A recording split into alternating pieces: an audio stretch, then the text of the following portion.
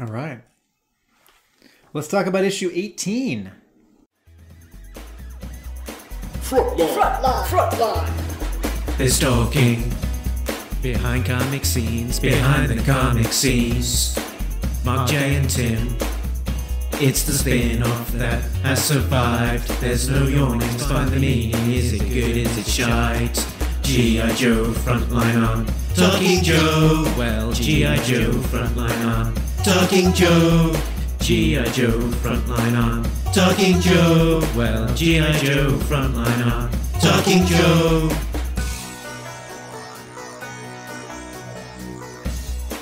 So, 18. 18 is Recipe for Destruction, a Roadblock spotlight issue. The creative team for this issue, which came out in December 2003, story Mike Norton and Tim Seeley. Writer Tim Seeley returning for writing credits this issue after his art the previous issue. Pencils Mike Norton, inks Clayton Brown, and colours Brett R. Smith. Letters are Dreamer Design, and graphic design is Mike Norton. Let's have a look at the covers in the gallery.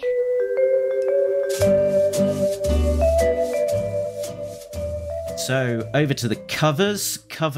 We have two covers again. Cover A is Tim Seeley. It's kind of in the style of a Roadblock mint on card action figure.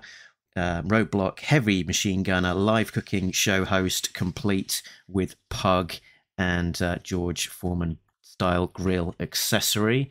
And cover B is Mike Norton, Andrew Pepoy, and Brett R. Smith. Again, it is a front and back cover, this time featuring Roadblock on the front being assailed by a bunch of dreadnoks.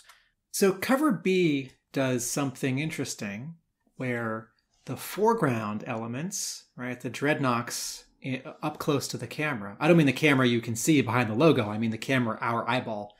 They are mostly knocked out in blue, and then Roadblock is basically yellow. And so you have this very clear separation of elements. But there's some crazy, like the star that our planet Earth orbits, or a volcano. There's some crazy light source just above Monkey Wrench's left hand, which I think is the red light that they're recording. Although there's also already an on-air light over the doorway or mirror. I can't tell, above Roadblock's head.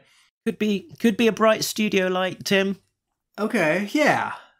Okay, so I think the idea here is that there's like another studio light sort of where we are, aiming down at Roadblock. And I like the idea of like dramatic colors and a knockout. Like everything in the foreground is blue, right? There's sort of a house style at Marvel right now. Like in most of the X-Men comics, like anything in the extreme foreground is purple. But this is way, way overbaked. Like Roadblock looks like he's just made out of gold or bronze or copper. And he's too shiny, even for like super dramatic, like exaggeration of this cover, which has unusual color with these blues. Cover A is multimedia because there's a thumb and a bit of a hand on the left side holding this mock-up. It's not a real action figure like mint on card custom. It's a Photoshop job to look like it. But we have a real gloved hand on the left side, and then a real texture of a wall, like a brick wall behind it, and then a real photograph of a Roadblock figure behind a Photoshop sort of invention of the like clear blister, and then just pencil art that's been colored for the package art with the explosion behind this civilian version of Roadblock. I love the idea of this. I don't think it entirely works, mostly because the drawing of Roadblock for the card art, where he's got a chef's hat and an apron and he's holding these two accessories, is pencil art that's been colored, and the Photoshop painting of the pug and the George Foreman style grill. It's like you need this to be photorealistic. Like you need sort of that very high level of like I could reach out and touch it. So this cover for me isn't more than the sum of its parts. I'm very aware of it as individual parts, but I appreciate the attempt, and it's a fun try. I like this one a lot. I don't have the other one, so I don't know for sure what it looks like, but I really do like the cover A with the toy package. Would have been awesome if they could have got somebody like Hector Greedo or someone that could do a passable effort to make the card art for that. But just the little touches, and look at how the pug and the grill are at the bottom of the window thing, because gravity. They're not just like floating in midair, which I could see somebody not thinking about that and just having them in there. Yeah, I mean, obviously the photo of the glove kind of takes you out of it. I'm really not big on photo covers, but then you also have kind of the Roadblock figure inside the package is obviously manipulated photo, so it kind of helps to sell it as this is a real object. I'm with Tim. It's not perfect, but I like the attempt. So it's worth calling out as well that when this was collected, there was a Frontline trade paperback called Frontline One Shots, which collected all of these one and dones. And on the front cover to that, it features Zanya on Zanya as the star, sort of legs up on top of some sort of bank of consoles, and in the background are most of the other characters on the screen. So Beachhead, Stalker, and co. And worth pointing out that it's drawn by Stefano Caselli, who was a rising star and would later go on to be the main artist for the book when it relaunches as G.I. Joe America's Elite, as well as drawing some of the Brandon Jera Master and Apprentice books. Sort of my overall comment for this comic book is that both of these are unusual covers for a final issue. And this is an unusual issue for a final issue. And it feels like Devil's Due ran out of steam, or had sort of this sounds more negative than I mean it to, but it like had burned off their inventory. It's like, well, we had all 4 of these issues written by Brandon Jera. Let's run it weekly. Like, oh, we got 4 more issues. We're out. We're done. Let's stop publishing this. And there's a note in the letters page, the final reply from Chris Crank, the editor who runs the letters page. It's true that this is the last issue of Frontline for now.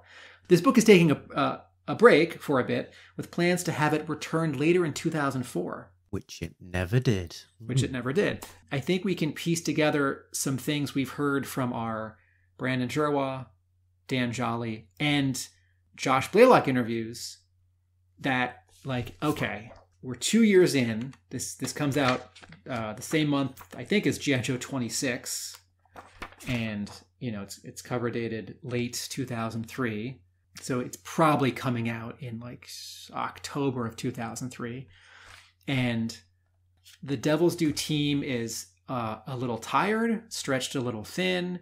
They've expanded into all these other books, like Micronauts and Voltron, and 2 G.I. Joe books, and this Transformers crossover, and some of the other stuff that's like Josh Blaylock's like own character. Is it Misplaced? Is that the one with the punk woman? And they're launching a new G.I. Joe ongoing. Right, which is the next sentence in that comment at the end of the letters page. Fear not for your G.I. Joe addiction, however, as we'll be continuing to bring the regular monthly arcs plus the new series, G.I. Joe Reloaded, which starts with the Reborn one-shots in January. And Blaylock said that, the relationship with Hasbro, it was never as smooth as it could have been. And, it's right around this time that he stops writing the monthly book. And he's like, I'm exaggerating here, working 7 days a week, 24 hours a day. So it makes sense to me that they stopped publishing Frontline, even if they could have kept publishing Frontline. The other thing that we should remember is that sales of comics changed between fall 2000 and fall 2003. there was I think there was another sort of a bit of a bubble burst.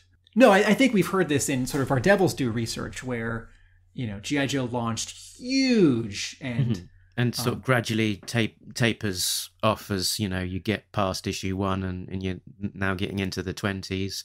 Same with Frontline issue 1, and now you're into the, late teens. Typically you see a, big bang with issue 1, and then the readership declines slowly, which is why you constantly see comics being rebooted with a new issue 1 to try and engage new readership, or to pull back in recently lapsed readership. So I don't know what story you would tell. I mean, I guess actually, I'm glad they didn't do this, but in the sort of like publishing logic of Frontline, how do you provide a cap at the end of Frontline? You have like Larry Hama come back and do one more like short story, and something about it feels like another either bridge between the old continuity and the Devil's Due continuity, or you like have Roadblock or whoever's in this final issue do something or say something that slightly leads back into, say, issue 26, as opposed to like, well, we were publishing this side series of like slightly out of continuity stories, and then we stopped publishing it. Now we've stopped. Bye. Like that. Okay. So that's the context around this issue. What actually happens on the inside? Jay, are you able to tell us? I'm gonna try. In Los Angeles, Super Chef Supreme and G.I. Joe heavy machine gunner Marvin Hinton, aka Roadblock, is about to film a live episode of his TV show, Kiss Your Mama Home Cooking. At Joe HQ, Firewall and Russian transplant Diana, formerly of the October Guard, sit down with a big bowl of popcorn to watch the show. In another part of the base, Mainframe is following financial transactions he believes are linked to Cobra. 2 weeks later, Roadblock's producer introduces him to his new co-host, Fran Drescher, Mona Butcher, and her little dog, too. Back at Joe HQ, Mainframe has succeeded in hacking into Extensive Enterprises and begins investigating their financials. He discovers they're feeding money into a dummy corporation.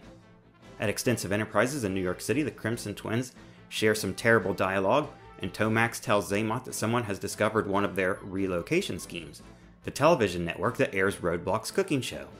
Zaymot tells Tomax to purge their computer system and have the Dreadnoks trash the TV studio. Back in LA, it's time for another episode of Kiss Your Mama Home Cooking, with Roadblock, Mona Butcher, and her little dog, too. During the filming of the episode, Mona's dog, who is lactose intolerant, eats an entire bowl of whipped cream sauce and becomes violently ill, throwing up in Roadblock's face just as the Dreadnoks show up. The Dreadnoks begin trashing the studio. Heartwrencher smashes Roadblock in the back of the head with a huge wrench and he goes down. Burnout steps up to the fallen Joe, is about to put a bullet in the back of his head when Mona Butcher appears, sick dog held high. The portly pug drenches Burnout in a sea of vomit. Roadblock gets up, and with Mona's help is able to defeat the Dreadnoks and get a plug-in for the Marvin Hinton grill at the same time.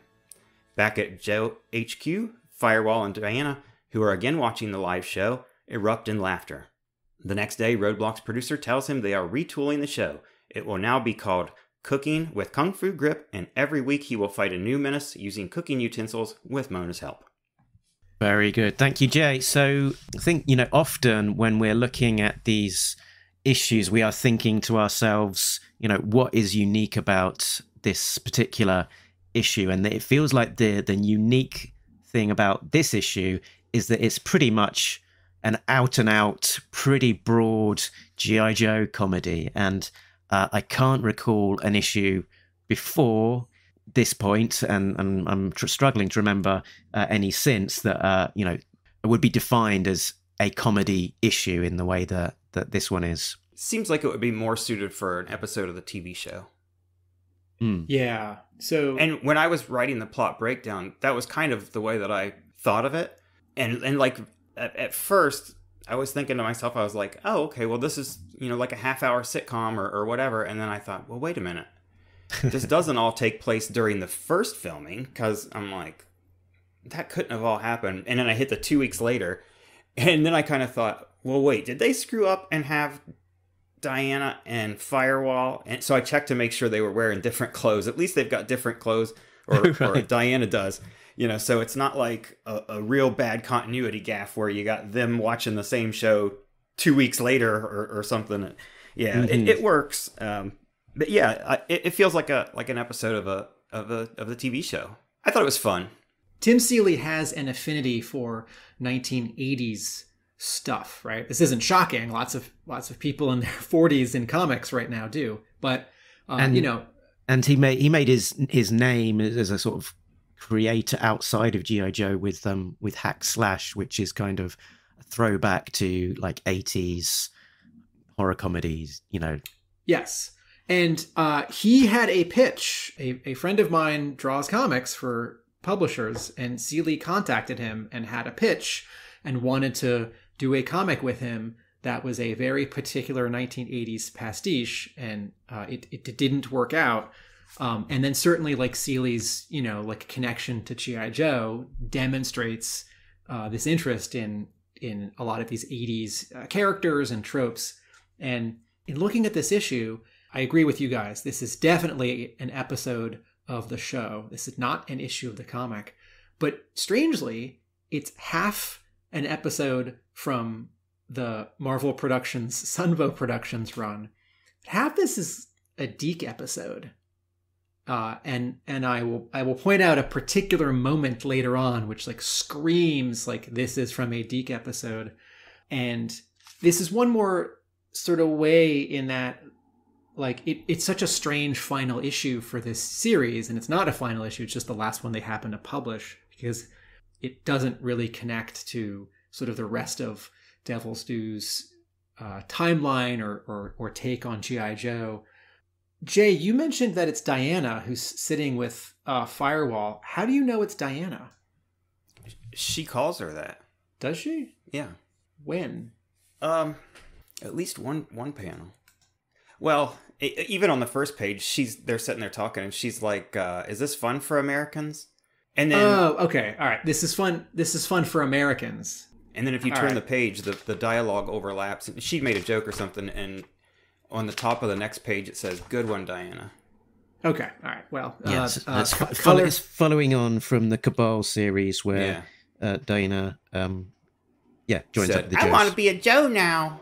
Right. Okay. Well, color me embarrassed for missing that detail. I missed that her name gets called out. But I thought, oh, it's Lady J because she has short hair, I guess. And it's a nice piece of like continuity in the book as well, that we're actually sort of seeing a through line from previous issues of Devil's Due into this, and sort of quietly progressing that little storyline. Yeah.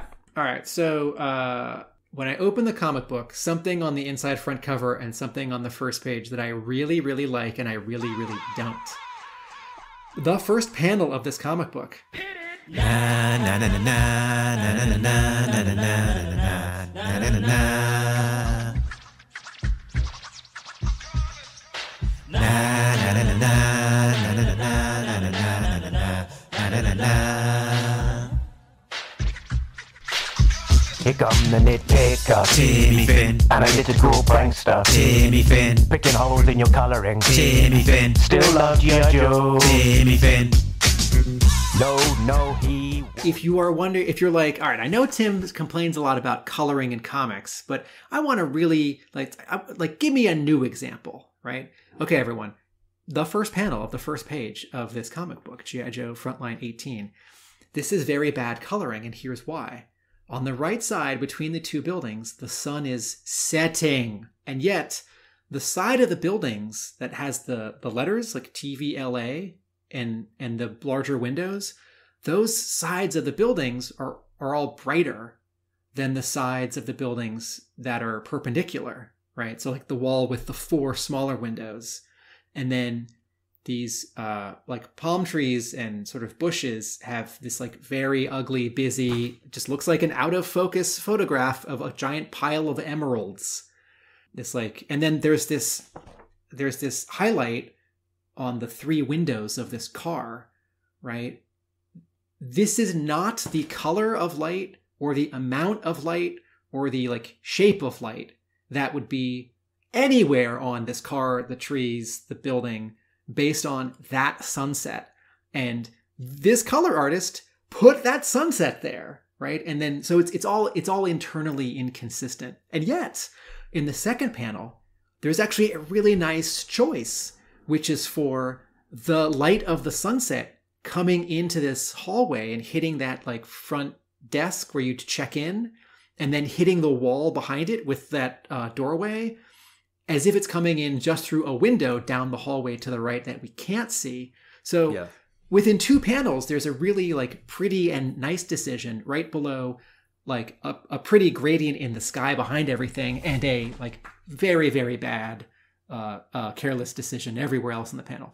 The thing that I like, the inside front cover, which is all designed by Mike Norton, the graphic designer, the art director at Devil's Due, looks like the nutrition facts label that you see on the side or the bottom of all food packaging in America, right? The font is right. The kerning and leading is almost perfect or close enough. It's funny. It looks good, and it relates to the issue. And we have seen a couple times some very handsome inside front covers on G.I. Joe Frontline. Yeah, that inside front cover is nice. I noticed that. I mean, obviously. And it works, you know, like you said, it's just, boom, instantly recognizable, you know, for almost anyone. And, you know, cooking episode or issue.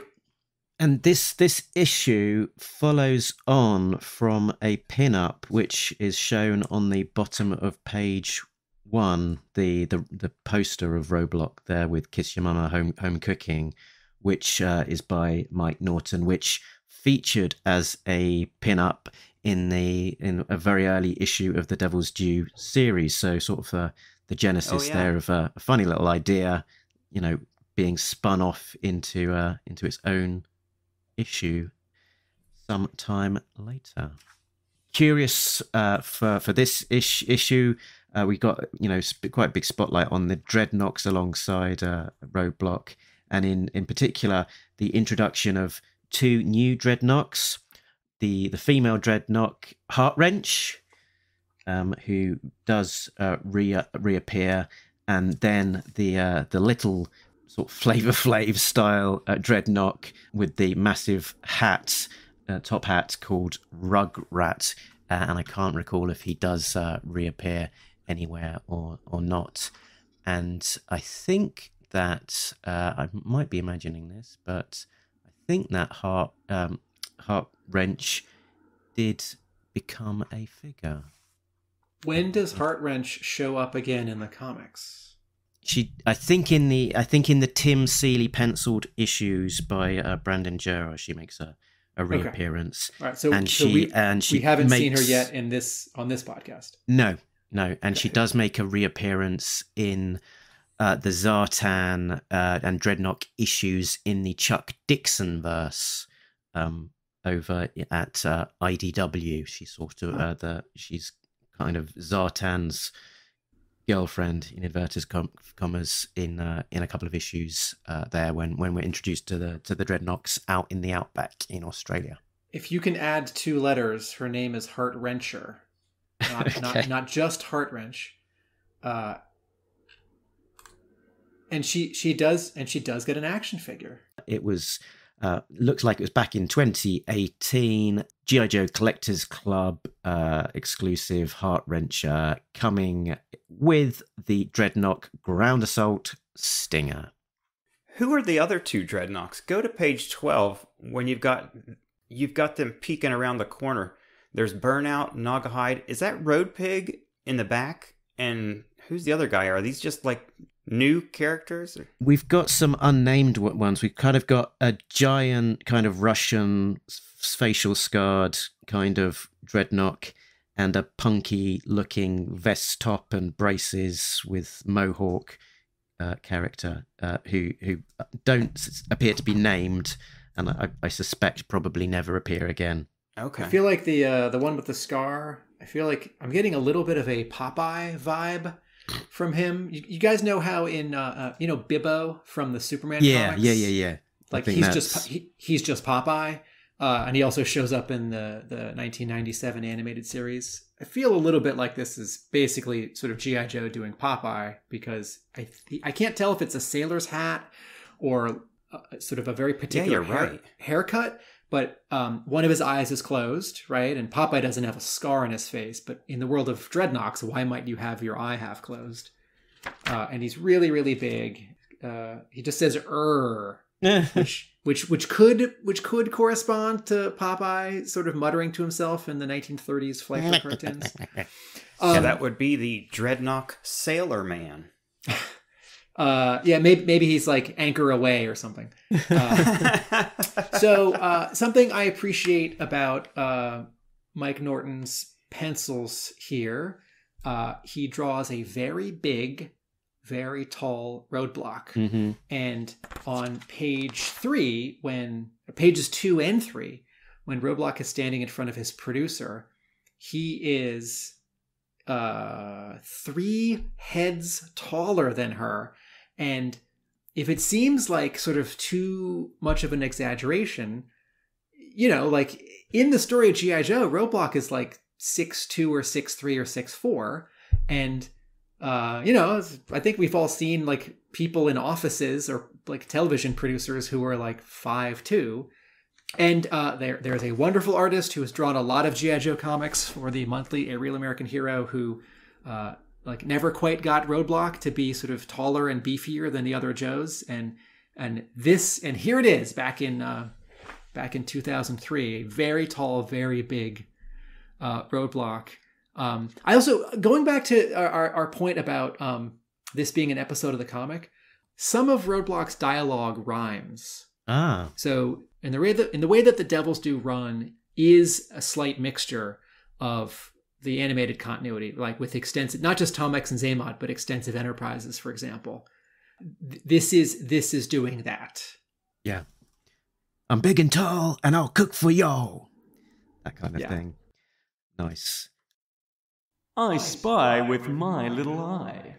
For me, I've got I Spies, and I think a big part of this issue is just like little fun nods and sort of cameos and that kind of thing. So it's a lot of kind of knowing winks of, who might that character be? What, let's drop someone in the background. That kind of thing. So you've got kind of on page 1 painting by the numbers with Willie Wilderman or something, sort of a Bob Ross style character. You've got inclusion of kind of background characters like Dana in there, but also sort of just walking along the corridor, you'll see in the background Airwave from Sky Patrol with alongside Scoop, who another character that we haven't seen yet in Devil's Due continuity. I wondered who those guys were. Oh, okay. I thought it was Freefall, but you're right. It's Scoop sort of colored wrong, like Freefall. Well, of course he's colored wrong. Is he colored? He's not colored that wrong. Well, I mean, he's brown, not yellow, and he's gray, not green. Okay. Or wait. Oh, you know what? I think this is Night Force Scoop. Yeah. There you go. It's not wanting to be shot at as much Scoop variant.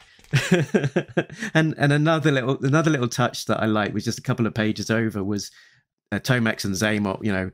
He's got one of them, Zaymot, because he's got a scar, is getting an executive massage there from his executive assistant, and they've also got a televiper there, a female televiper, and he's leaning over her screen and twiddling her fair hair, so it's sort of somewhat evocative to the kind of office environment that Tomex and Zaymot might be running up there in their no good Extensive Enterprises. It's funny that the female televiper's uniform has cleavage. It kind of made me think of the short miniskirts in classic Trek. I actually had a problem with this. Yeah, it is bad. It's like the Halloween costume. You'll have a Freddy Krueger for Halloween costume, and then you'll have for the girls a sexy Freddy Krueger. Yeah, I actually have 3 problems with this page, the Tomax and Zaymot page with the 2 women at Extensive Enterprises. earlier in our episode, Jay was making the point that in Tim Seeley's earlier in artist Tim Seeley's earlier G.I. Joe work, there are a lot of straight shots where we're like not far enough away to fully understand how a space is populated, and a page comes across as boring, and these are my words, boring and underdrawn. And exciting that issue 17 with Beachhead, there's much less of that. This page, it sort of looks like Mike Norton is like doing a Tim Seeley impression. This page is really boring and underwhelming, and harsh. And it's like, well, Tim, it's just like two people and two other people talking in office. Yeah, this page is really boring. The Televiper's cleavage, I'm bothered by it because, like, cool, finally, like a random woman soldier, Cobra soldier or Viper or Televiper in all this like world of G.I. Joe. And it isn't like a special episode like Spell of the Siren, where the Baroness puts all the men in Joe and Cobra under her control, and you need to have some women soldiers, otherwise the story doesn't work. This is just like some random, and Mark makes a good point that there's a comment here about like toxic masculinity in the workplace. At the same time, even though we're not like, Televiper isn't like leaning over the desk and spilling her breasts onto the desk for the benefit of the male gaze of the male reader, that cleavage doesn't make any sense. Like, the Televiper costume doesn't do that. And even though her breasts are blocked by the clothing, the cropping of the panel, and the computer monitor, still very subtly, this feels like a dude drawing a hot babe and like sort of like chuckling that he got away with it. Obvious cleavage. So this part of this panel is dumb. And then the panel below it, I like the idea of Xamot getting an executive massage. But remember there was an earlier issue of G.I. Joe where, help me out, Flint and Baroness are surrounded by random bad guys, but only one of them is sort of like visible and sort of specific, and it's like a white bald guy. And I made the joke like, oh, they're surrounded by Professor Xavier, right? So yeah, that was the cover of one of the Cabal issues.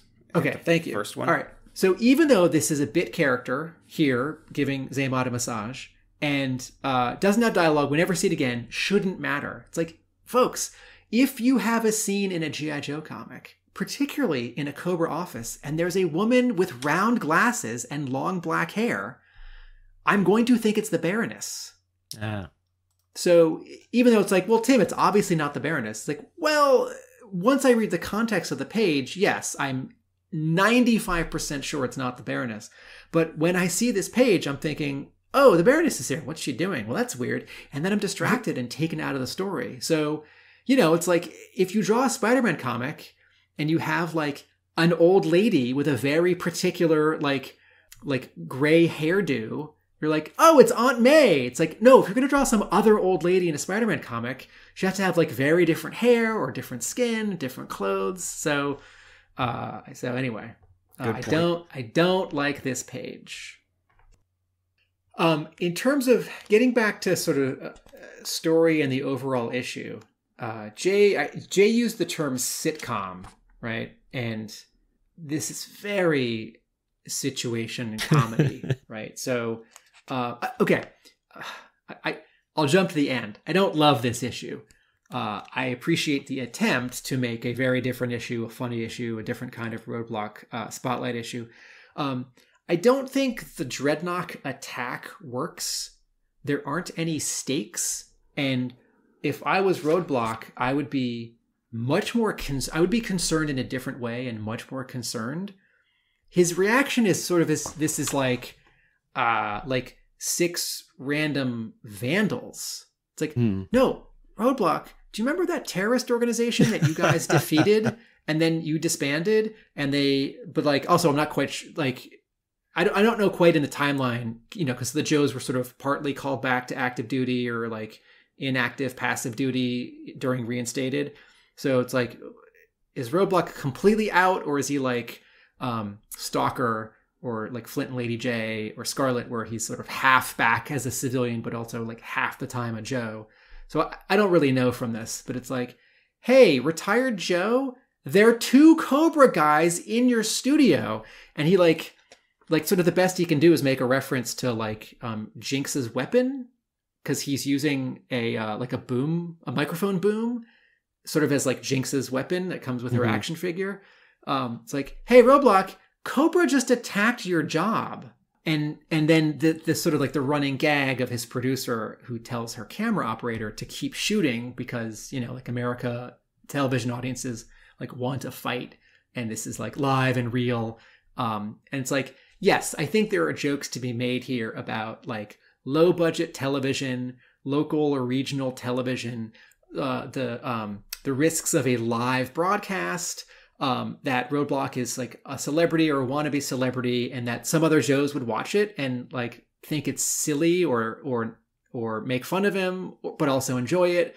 I think the idea, like the joke on the final page, it's like, okay, it's certainly consistent with this issue's tone. And if I can click into that, it's like a funny way to end this story, both as a visual and as a written punchline. But I'm not ever impressed in like TV or movies when like someone uses a baby or a pet that's vomiting as a prop or a weapon, right? You didn't like The Boys? Did you watch that? I have not seen The Boys. Oof. There's a killer scene in there if anybody knows what I'm talking about. Okay, and then I think all the stuff with Roadblock is like on the line, but basically fine. It's like, okay, and like Fran Drescher joins the show, like that's a little silly, but you know, like conflict makes drama. So what would Roadblock do with a co-host? But then the stuff with Mainframe,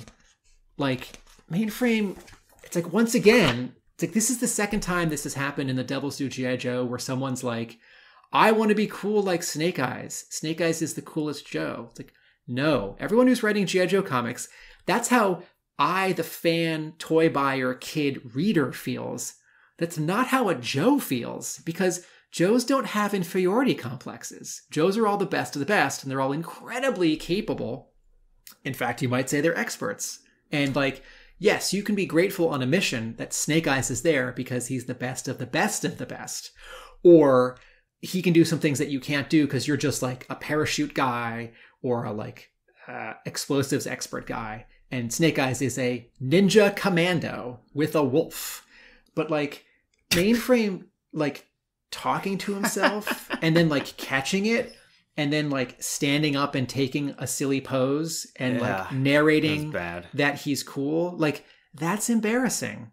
And there's no version of G.I. Oh wait, but there is. It's the Deke episodes, right? So the reason why this issue, why I didn't like grumble and like toss it aside and like just put a big X on my notes for this podcast. The reason why I'm like okay with this issue is because we have seen very silly G.I. Joe. The first season of Deke's G.I. Joe, which I call season 3 and everyone else calls series 2, season 1. The first season, right, which starts with Operation Dragonfire, is I think it's 24 episodes total. That is a little less serious than the Sunbow G.I. Joe. It's the final season of G.I. Joe where Cobra Commander is back in blue, that it just becomes all silly. And what like hurts even more is there are like music cues for like when like Naugahyde is like, I don't know, like slipping on a banana peel, that kind of thing. Or like Metalhead is like talking about how he's going to blow something up and he like blows up the wrong thing by accident. And then Cobra Commander is like, Metalhead, you nitwit. It's like, ugh, these are terrorists. These are like bad guys. And near the end of the issue, after the Dreadnoks attack, Naugahyde is looking at 2 cans of grease, vegetable shortening, right? So like Crisco. And he says, must be like prey, be part of the environment. And he's got all this like grease, this shortening on his hands, while Roadblock is like punching the Mohawk Dreadnought. And then at the beginning of the next page, Roadblock turns and he says, that's that, Snake. So what you waiting for? And he sees Naugahyde, who's holding a meat tenderizer and a knife. And Naugahyde says, I'm going to poach your eyes, Joe, which is actually pretty fierce for Deke. And Naugahyde is like glistening, and he doesn't have his vest on, and he jumps at Roadblock, and he hits him in the arm with the meat tenderizer. And then, I'm sorry, this might be the worst G.I. Joe panel ever in G.I. Joe comics. Roadblock, I think he's trying to grab, but he still just looks like he runs past. And Roadblock is narrating himself, and Roadblock says, "Where'd you go?" Because Naugahyde is like literally 4 inches on his left, but I guess he's so slippery that Roadblock couldn't grab him to, I don't know, pick him up. And this just feels like not like the silly Deke episodes from 1991. This feels like the like unwatchable Hanna-Barbera animation of the 1970s, where everyone is stupid, nothing interesting happens, and there are no stakes. You keep on saying that there's no stakes. There's clearly one on the front cover, right? It's right on the package. Right next to the Marvin Hinton grill. Right on the package.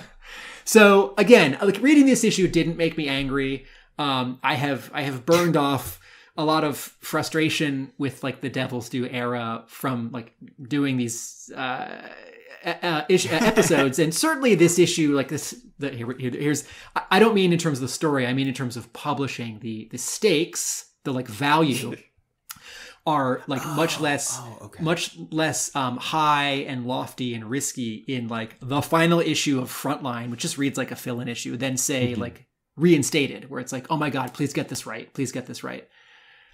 Because this is internally consistent and like fun but silly. Yeah.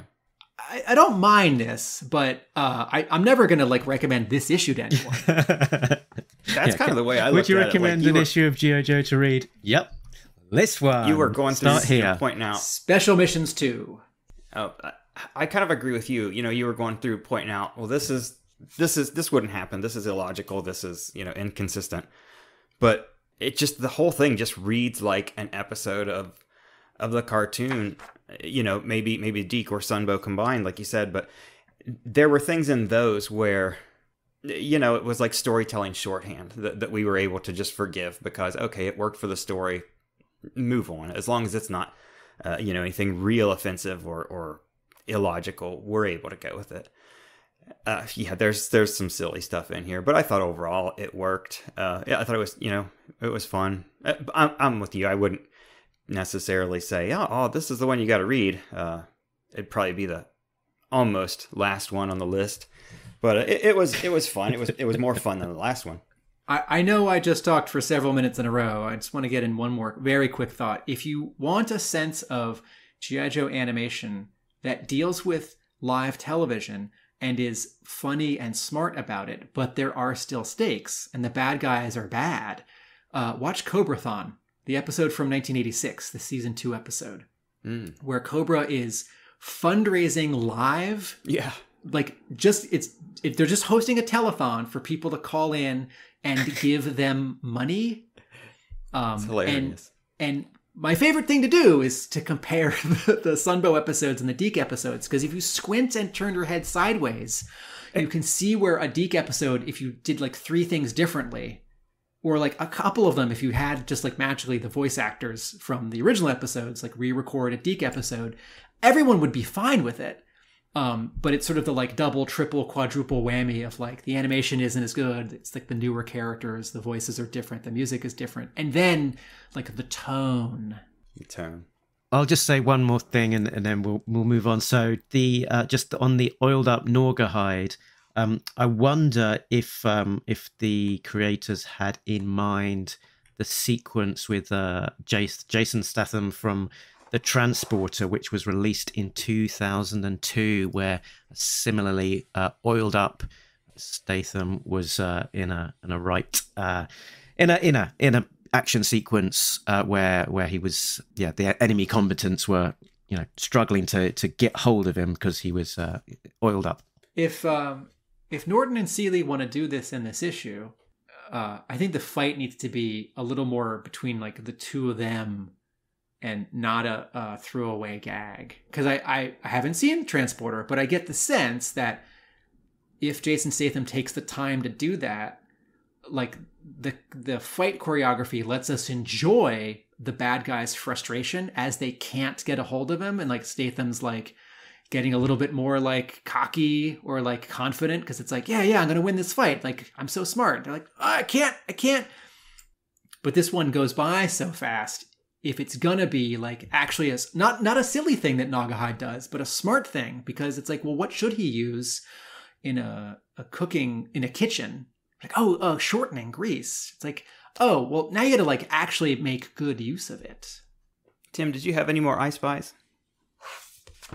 Or did you point out some? I have a question for an I Spy. What is the thing on page 1, panel 1, all the way on the top left? It's there's a billboard that says "Coming Soon," and it looks like Devil's Due has comped in the cover of some other Devil's Due comic, and I can't tell what the word is. A, B, G, and then a symbol, and then something MS? Is there some... I'm sort of wondering if like, I'd have to look at like their what else publishing they were catalog for that period. Yeah, and usually I'd think like, oh, maybe this is for like Micronauts, and it's like, oh, I can see the logo on the back cover, or there's an ad. But at it's the back so small, you can't make it out. So that's an I Spy that I can't make out. I have a couple. I really liked in one. I think it was, the first time that Firewall and Diana are watching TV. I love that Diana has an "I Love New York" T-shirt on, just because, if she just came to America on a whim because she's going to be a Joe, she's probably not going to have that many clothes, So yeah, she would be wearing clothes that look like a tourist. So I thought that was kind of neat. And their base is in the Americana Museum, so possibly poached from the gift shop of the Americana Museum. Yeah. And then the other one was also immediately behind Dana on this panel as well. There's a nice little picture of a fraction of the original team. I had that in there, but I will skip that. I'm gonna add a tiny I Spy, since Jay just mentioned the panel where Firewall and Dana are sitting next to a vending machine, and the choices in the vending machine are water, Yojo Cola, root beer, and Yojo Cola. And my last I Spy on page 12, when the dog throws up on Roadblock, just like Lardass throwing up on Bill Travis in Stand By Me. Okay. I've got some post-its on Mainframe's desk. We've got Git New Comset for Spearhead and Gumbo in Gung Ho's laptop, please fix. There were a lot of little in-jokes in here. I like the idea that Mainframe is bored, or like a nerd, or underappreciated. I think the idea that he would have some kind of outburst or behavior that a couple other Joes walking by would notice, I think that's fine. I think, these characters, this book can have a sense of humor, but where do you place that on the continuum of, broad humor or much more like refined or specific humor? And I'll close it out that we've obviously got one of the main characters here is Miss Dimples, the lactose intolerant, vomiting pug dog, and Mike Norton went on to make as his signature character a pug-centric book, Battle Pug. That's good. Oh wait, do we have one more? Almost. I think we do. Okay. Second to last page. First panel, the next day, Roadblock's looking over the somewhat destroyed set, and there's a janitor sweeping up behind him. And I think this is kind of the Viper from The Viper is Coming. Again. You know what? Maybe I take that back. Because in the cartoon... Oh, you know what? I take that back. The cartoon, he has glasses and he's short. And we actually haven't we seen him? Yeah, we saw him in the bar. In the bar sequence. Okay. Homecoming story arc? Was that what that was? Yeah. All right. Sorry. I'm going to take that back. I'm going to say this is just not a caricature, but this is Norton drawing sort of a more specific person as a background character than sort of any generic person. So I take that back. Okay, so I think that's us done with the issue. It just leaves to look at a Yo-Jo score. It doesn't sound like it's going to be pretty. Tim, why don't you go first? 4. I've said everything I need to say. 4. And Jay? Jeez, I gave the last one 4. I do like this one better than the last one. And like I said, the fact that it reads like an episode of the cartoon really allowed me to forgive a lot of the shortcomings.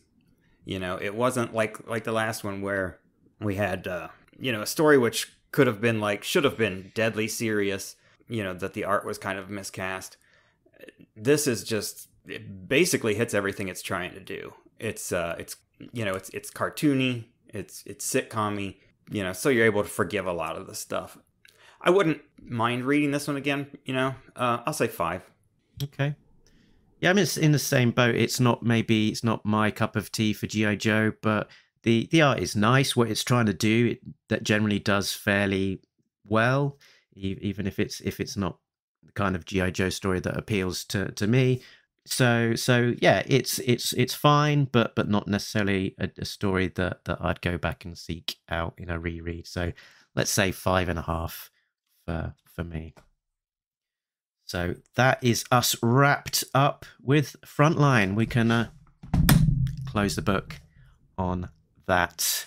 This is the sound of me actually closing the book, closing the final issue of Frontline next to my microphone. Here we go. See, that wasn't quite as weighty as my closing of the book, because I've got a custom bound hardcover, so it's a little bit more. Probably weighs like 5 pounds. Yeah. So very good. We'll hop on back to reading the main series, picking up with issue 26. But before we get to that, we will have a Golden Joes, where we can pick some highlights and lowlights of the 18 issue Frontline run. So look forward to that. Cool. So do you think have we got enough time for a second round of Squidguenjo? Yes. Everyone's new favourite game show. G.I. Joe, Cobra, general knowledge. So last time we looked at Squidmark. This time my questions are about Captain Squidiron, the famous G.I. Joe American football themed character. He's got these grenades. These obscure characters. He's got these grenades that they got little handles, and they're shaped like crab cakes. Okay, so I've got a few questions for you. I think I know what character which you're talking about. Relatively obscure. So don't look him up, because you'll find the answers to some of these questions. I won't. I'm not looking anything up. He's like a kind of green character. He's kind of got an American football style helmet, and he's got these grenades shaped like miniature American footballs. I think I had that character. Oops! I just gave away the answer to my first question. Ask it anyway. Ask it anyway. So, Tim, a low ball first question to you. What is unique about Captain Gridiron's grenades? An easy one. They are shaped like crab cakes. Incorrect. They're in the shape of American footballs. Jay. That was a trick question. Jay, how many detachable throwing grenades and rockets are there?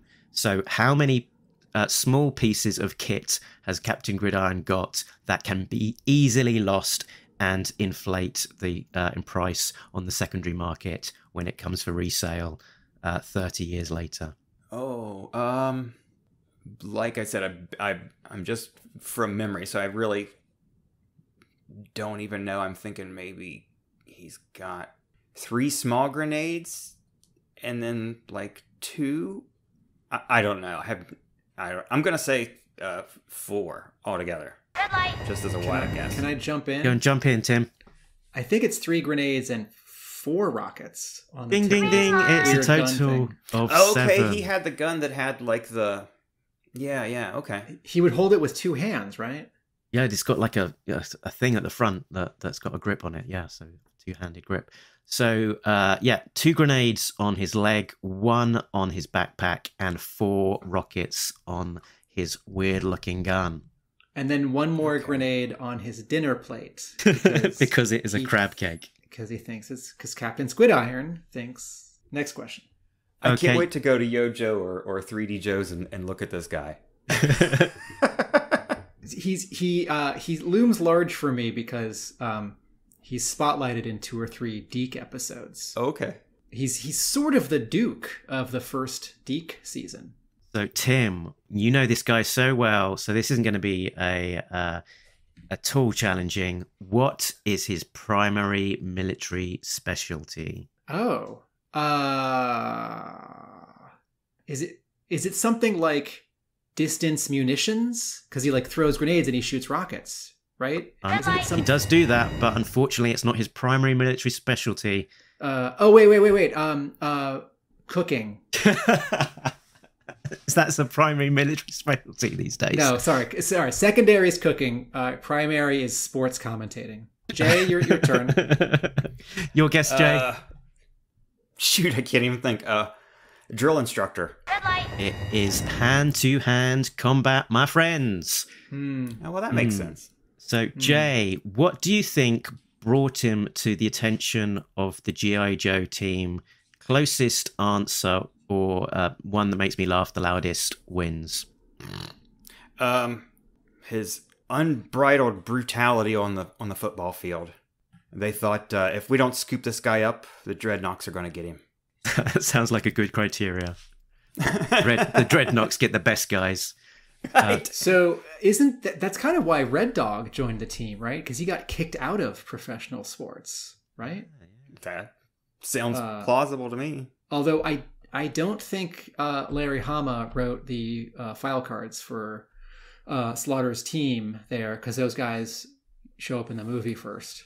I'm going to guess his unstoppable sports puns brought him to the attention. Man, listeners, if you've not seen Pigskin Commandos, a season 3 episode of G.I. Joe, where the sentence is actually coming out of my mouth, Sergeant Slaughter's sister is kidnapped by Cobra, and so the Joes play a game of sports against Cobra to rescue her. You do not know Captain Gridiron. Oh dear. No, he was brought to the attention of the G.I. Joe team by his odd-shaped balls. No, it wasn't. It was his determination. It was his determination to be where the action is. Okay, so that line. So I have never done a specific try to figure out exactly which file cards Larry Hama wrote and which ones he didn't. But we know that some of the later ones he didn't write, and you can usually tell. And I don't have Gridiron's file card in front of me, so I'm not reading the rest of it. But that sentence to me rings a little not of the Larry Hama style of writing. And either I feel like, okay, maybe Gridiron's was written by someone at Hasbro, or maybe Gridiron's was partially edited and rewritten by someone at Hasbro. Well, this was a later figure, wasn't it? I mean, there was a while, a couple years there where Larry didn't write him. Didn't he say that he would write him for a while and then they'd fire him and, That's right. The other people would suck and they'd pay him more money to come back and do it? He has said that, and I haven't sat down to read them all and try and parse it out based on guessing and style or asking him and other people who were at Hasbro. But I'm not clear on sort of okay, when he wasn't doing it, was this for a couple of months and then it was time for the next batch and they realized that they wanted him to do it? Or was this several years and they came back to him? This is, for the record, this is 1990 that Captain Gridiron came out. Okay, final one. Captain Gridiron does an imitation of a classic Hollywood actor, but which one? And then that does sound like something that Hama might write. This is how they close out the file card. John Wayne. Oh, I was going to say John Wayne.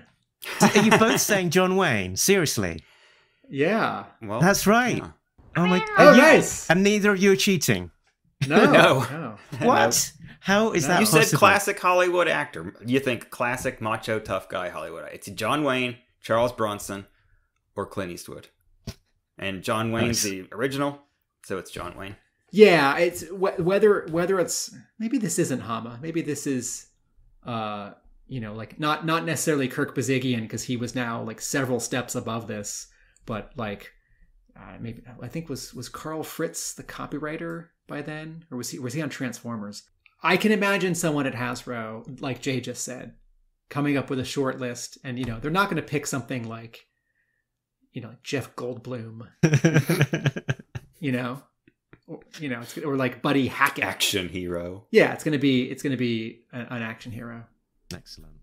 So that's it. That's the end of my squid puns. But will this continue? We'll find out in the future. So, any suggestions for? I'm always up to be quizzed about squid-based GI Joe names. We might try and eke it out even without the squid pun. We'll see. Yeah. So, as I say, next time on GI Joe Disavowed, we'll be talking Frontline for one last time as we award some awards in Golden Joes, and then we'll all be back here for the first issue proper of the Brandon Jerway era, where he takes up the full writing chores for the main book with issue 26. And back over on the regular show, we're continuing to cover ARA as it comes out monthly. We've just talked about issue 287 with the artist Billy Penn, and next up is 288 with a spotlight on Falcon. So, guys, where can people find you, Tim? My comic book store in Somerville, Massachusetts is Hub Comics, and our website is hubcomics.com, and my G.I. Joe blog is arealamericanbook.com. And it's probably worth pointing out to the listeners that, Tim, you have got quite a good selection of G.I. Joe comics and trade paperbacks and whatnot in your store. So if people are in the vicinity and they have not visited you before, and they are G.I. Joe fans with some gaps in their collection, it wouldn't be the worst idea to go over to Somerville and visit your shop. Yeah, and we do have many of the 2010 continued Real American Hero issues, which I know some people have a hard time finding, or the prices are high on the secondary market, and we have many of them, and the prices are not at all high. Indeed. Like sometimes their cover price or $1. Wow. You're sitting on a gold mine, Tim. Jay, where can people find you? Like lurking around the corner in Somersville at Hub Comics, waiting for the door to open because I want to get in there and check it out. People can find the cool bookshelves and stuff. People can find Jay covering himself with Crisco on the set of a live cooking show before a fight. Yeah, that might work. Break Room Sketches on Facebook. Very good. And you can find more about the show at the usual places. talkingjoe.co.uk is the website that has links to those places. Our Facebook group, where we discuss all sorts of G.I. Joe stuff, including the latest podcast. So if you're not yet a member and enjoy the show, head on over there.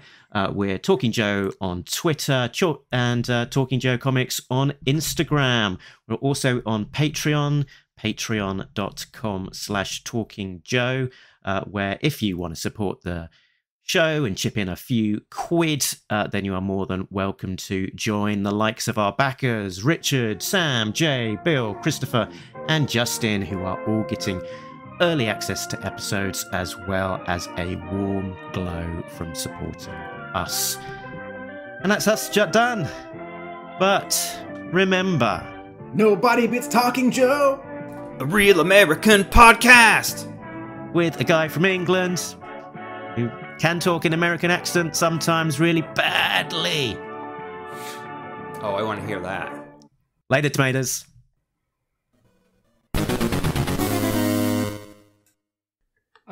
So Is her name Diana or Dana? Dana. I don't know. Dana. Okay. Yeah, Daina. Not Okay. Diana. What did I call her? Diana? You called her Diana, and I called her Diana. Yeah, and Yojo, she's Dana on JoeFandom.com. Joe.fandom.com. Okay. It's easily done All right. because you don't get too many Danas out there in the world that we encounter on a day-to-day basis, whereas there's lots of there's more Odd famous spelling. Dianas, isn't there? A couple. Yeah, so I think our brains just pass it, doesn't it? As Diana. I must admit that's the way I mentally read it until I think I was listening to Talking Joe and they talked about it. So you knew better. And you go, oh, I've been mispronouncing this wrong the whole time. And now I know. That's why I was glad when the X-Men movies came out, so then people would stop mispronouncing Magneto. Magneto. Right. Magneto.